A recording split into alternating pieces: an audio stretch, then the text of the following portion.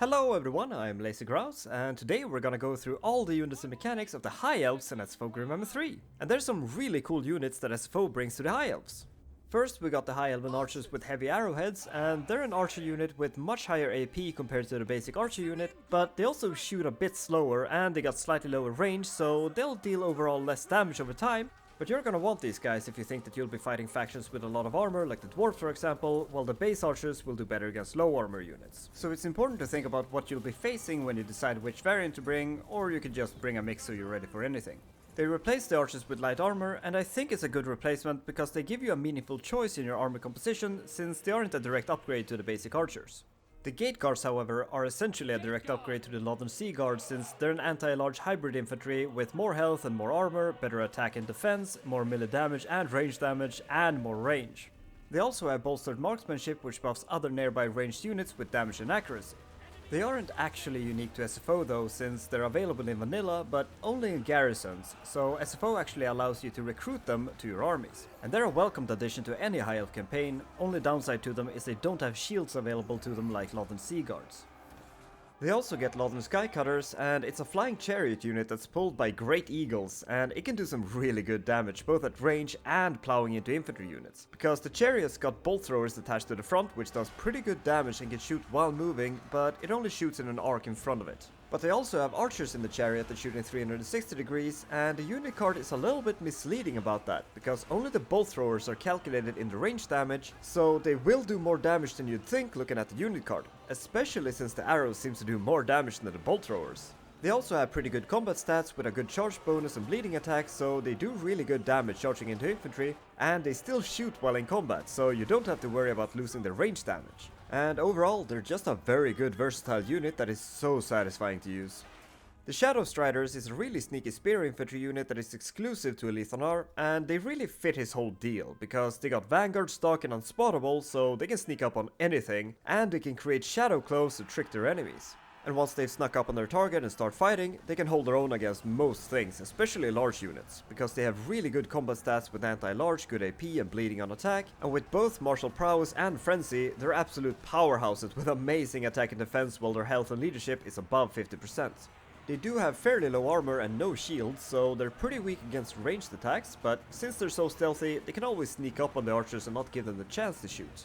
And their final SFO unit is the Maiden Guard, and they're a legendary variant of the Sisters of Avalorn, but they aren't exclusive to Avalorn. You just have to hold Gaian Veil, so Avalorn is just most likely to have them.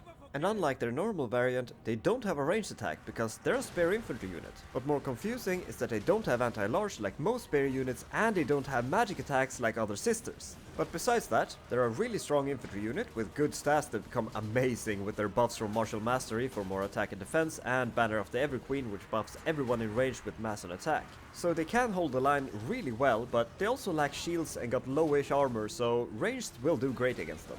And that's all the units. So let's take a look at what their campaigns look like.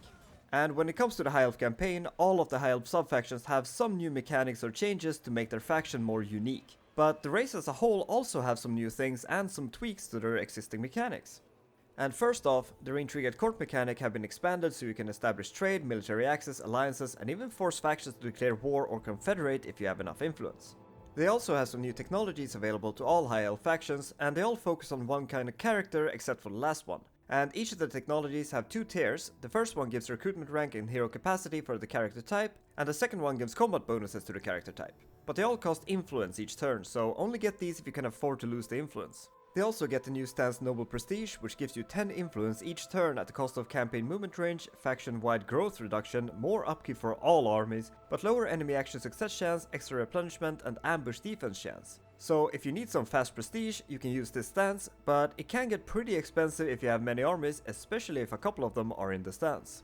Tyrions Campaign in SFO Grimhammer is all about uniting the Elves of Ulthuan and establishing High Elven dominance outside of Ulthuan. But you'll have to choose how to accomplish that goal, because Tyrion have two unique tech categories, Retribution and Unity, and once you pick one of the categories, you can't pick the other one. Both of the categories are researched using Tyrion's currency, Heir of Anarion, which you get from fighting battles and from entertainment buildings. The Retribution line focuses on aggression and will give you some very strong bonuses both to your troops in combat and to your faction on the campaign map. but each tech you research gives you more and more negative opinion of every other race. So eventually, everyone except other High Elves will hate you. so you'll have to prove your elven dominance through force because it'll be you against the world. But the technologies are very strong, so they'll help you crush your enemies. Unity, however, is the opposite and focuses more on stability and growth for your provinces, and each of the technologies instead give you positive diplomatic relations with factions other than High Elves.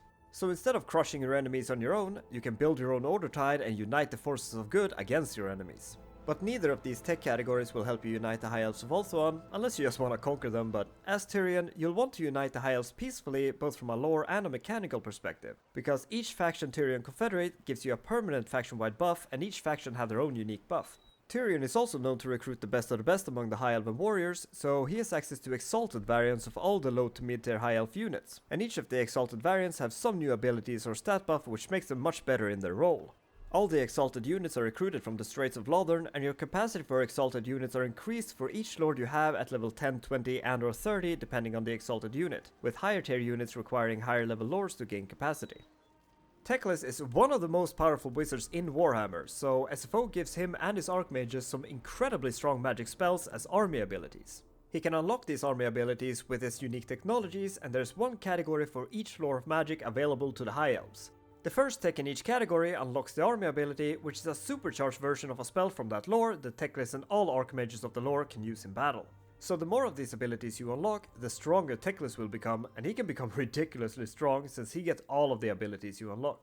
The two other technologies in each of the categories buffs your caster and gives you some other bonuses that make sense for the lore of magic. One of them lowers the cooldown for all spells in the lore, a very small amount of lower miscast chance, and a campaign buff in flavor of the lore of magic. The other one lowers upkeep for all casters and gives a combat buff in flavor of the lore of magic. But each of the technologies requires scholarly tomes, which you get passively each turn from Teclas and Lore Masters of Hoeth, so if you want more tomes, you gotta get more Lore Masters. But you can also get some events where you can get some extra tomes or use some tomes in exchange for a buff. And once you've researched all of the abilities, you can research Grand Mastery for more uses of the army abilities and some casting buffs. Alariel is the Everqueen and living embodiment of Isha, so she got the currency gifts of Isha, which she generates through her power of nature mechanic, which gives her 2 per turn for each province she visited recently. She also generates gifts from having high trust and from some of her unique technologies. But even if you start generating gifts of Isha, you start with a cap of the resource at 0 because you have to first unlock Embodiment of Isha, which you can research once you've upgraded the World Route entrance to Withered. So when you finally can start spending some gifts of Isha, there are 5 categories in the tech tree where you can spend them. The first tech in each category gives Alariel 2 ward save and increases your gifts of Isha cap, and the other tech in the categories gives you 1 gifts of Isha each turn and some bonuses in flavor with the category. Vengeance gives you bonuses for fighting Dark Elves or Chaos and some magic resistance. Purity gives you bonuses to your characters and casters. Love gives you replenishment, lower attrition, growth, research and cheaper rights. Mother buffs your handmaidens and sisters of Avalorn, and Life buffs your tree units. You can also spend your gifts of Isha on powerful unit upgrades, and the buffs available will be different on different kinds of units since you wouldn't really want extra range in your spearmen. Alethanar is the Shadow King, so he's got a big focus on his stealthy units and killing Dark Elves. And he didn't get any new currencies, but he did get some unique technologies. And they got a big focus on dealing a lot of damage and fast, but sometimes at the cost of defense, which makes sense since he wants to surprise the enemy and then strike fast and strike hard. These technologies come in 4 categories, and they're pretty straightforward. Infantry buffs your infantry units, cavalry and monsters buff your cavalry and monsters, Druki gives you combat buffs against Dark Elves, and Lords and Heroes buffs your Lords and Heroes. But the last tech in each category is mostly the same and buffs your Shadow Strider units. And once you've researched the first tech in each category, you can research Shadow Stalkers, which gives your entire army stalk, all your characters slippery, and some bonus damage during ambushes, so it really lets you embrace the title of Shadow King. Alforian, also known as High Elf Batman, already has a currency from his campaign mechanic, but he gets some new uses for them with his new technologies, which is available once you build a Tor. And these technologies will help you deal with any other race, because each of them gives your characters a big combat buff against that specific race. And if you manage to research all of these technologies, you can get Warden's Duty, which will protect you while under siege, lower Mistwalker upkeep, and cause terror against greenskins. And finally we got Emerick, the Lord of Dragons, and he also got a bunch of unique technologies, but they're locked until you can get dragons, because you have to get either a dragon lair or a dragon keep to get them.